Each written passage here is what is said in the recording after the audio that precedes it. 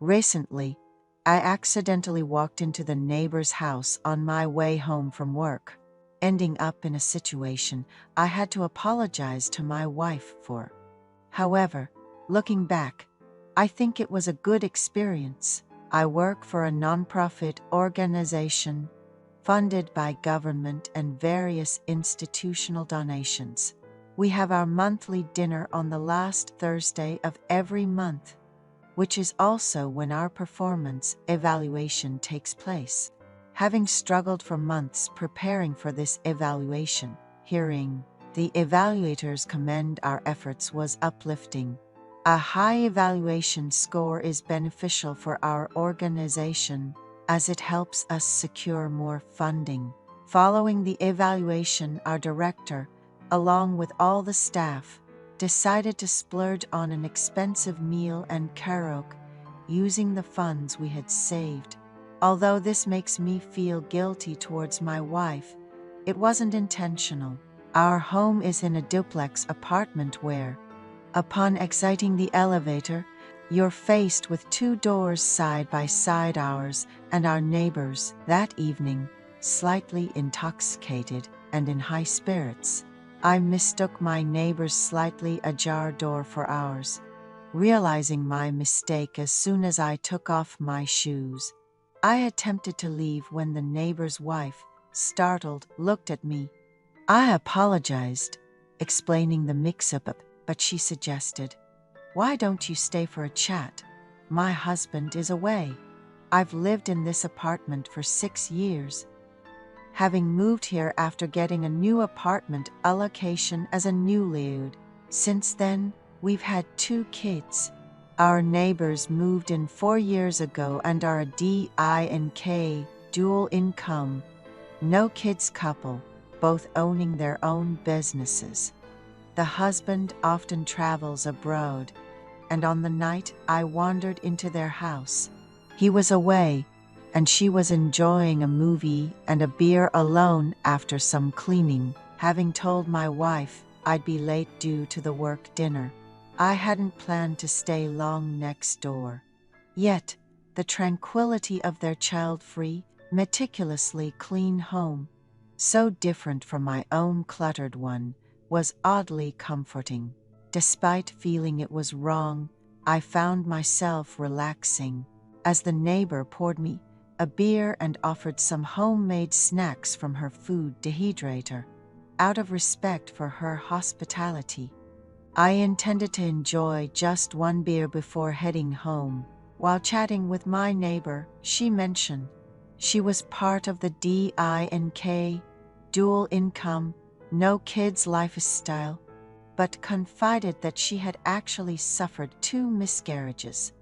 My spouse and I have never experienced the pain of miscarriage, though we've witnessed others go through it in early pregnancy. She broke down in tears, expressing envy at the sound of children in our home, imagining her own child would be attending daycare by now had they survived. 4 years into their marriage, they were excited about a honeymoon baby, only to find out a month after taking snowman-shaped ultrasound photo that the baby's heart had stopped beating. She regretted being too caught up in work to notice something might be wrong with her pregnancy, and was inconsolable upon waking up from the surgery needed after the loss.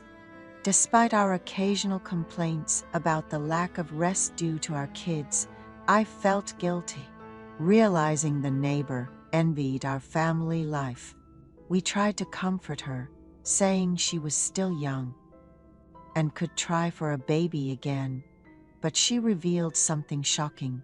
Her husband, who frequently travels abroad, was seen at the airport with a younger woman, arm in arm, laughing together.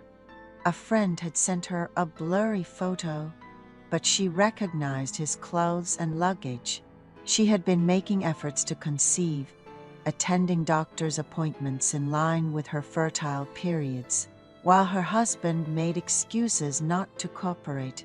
Seeing the photo left her devastated and unable to focus, and she began to resent her husband. When she confronted him, he promised to discuss it. Upon his return, looking guilty, feeling sympathy for her, I sobered up from the day's drinking, promising to help if needed, and we exchanged contact information. Back home, I found myself unable to sleep, reflecting on how my wife, once slender and attractive, had become unrecognizable in the throes of motherhood and childrearing. It was a harsh truth that her allure had diminished in my eyes.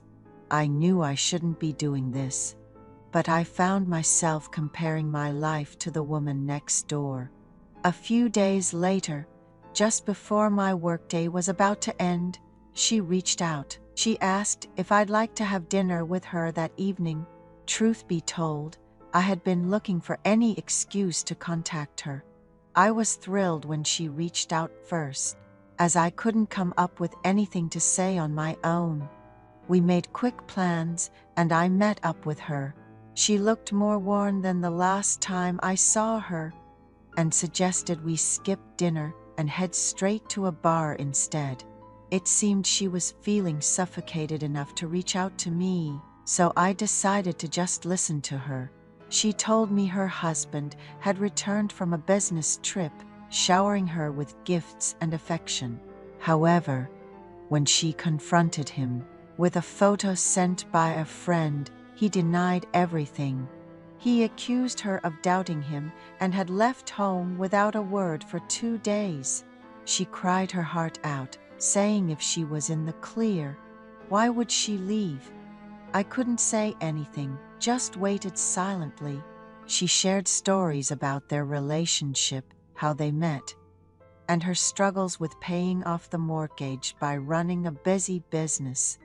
Eventually, she seemed to calm down, laughing sheepishly about her tears, looking so beautiful in the process. Without realizing it, I told her I wanted to be with her that night. We ended up sharing a deep secret. When she asked if she was now just like everyone else, I told her not to think about it and comforted her. My wife later questioned me, asking if I had been out drinking again, why I didn't answer my phone, and what time I got home. Despite knowing it was wrong, I was confused by my actions that night. I regretted opening up so much about my personal life, feeling a mix of guilt and pity. A few days later, it seemed the woman's husband had returned. I saw her with her husband, waiting for the elevator, looking happy and secure on his arm. Seeing them together brought me relief, thinking there would be no more contact from her. My wife asked me why I suddenly sighed, but I had no answer. Months later, I saw the woman next door, noticeably pregnant. She told me the baby was safe after a risky period, and seeing her smile made me feel at ease. And so, the secret with the woman next door remained buried deep within me.